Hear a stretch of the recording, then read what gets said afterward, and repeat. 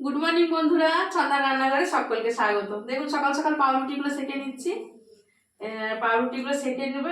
আজকের পাউরুটিটা খাওয়া হবে এ দিয়ে, বাটার দিয়ে। কারণ কি আজকে বৃহস্পতিবার, আজকে ডিম টিম আর কিছু খাবো না। তো পাউরুটিগুলো মোটামুটি সব আমার সেঁকা হয়ে গেছে।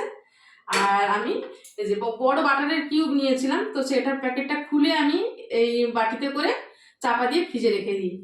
তারপরে একটু নরম হতে হবে, নর্মাল হতে হবে এটাকে, তারপরে লাগাতে পারবো। এই হচ্ছে আজকের জল খাবার। সকাল সকাল চা খেয়ে নিয়ে এসে পড়েছি রান্নাঘরে, সব সবজি গুছিয়ে নিয়েছি। আজকের কি রান্না হবে একটু দেখিয়ে নিই। আজকের হবে পনিরটা রান্না হবে নিরামিষের মধ্যে। পনিরটা রান্না হবে টমেটো আর ক্যাপসিকাম দিয়ে। টমেটো ক্যাপসিকামও কাটা হয়ে গেছে। এটা ঝিঙেটা কাটা আছে, ঝিঙেটা পোস্ত হবে। আর এখানে বাঁধাকপি কাটা আছে, বাঁধাকপিটার তরকারি হবে একটা। আর এই যে গোল গোল করে আলু ভাজা কাটা আছে, এই আলু ভাজাটা হবে গোল গোল। এটা আমার মেয়ের খুব প্রিয়, মেয়েটা আছে কদিন আমার কাছে। আর এটা হবে পটল ভাজা, আর হবে ডাল। সব নিরামিষ আজকে। তো এই হচ্ছে আজকে আমার সকাল সকাল রান্নাঘরের প্রস্তুতি। সকলে সুস্থ থাকবেন, ভালো থাকবেন। দেখা হবে লাঞ্চের টেবিলে আবার।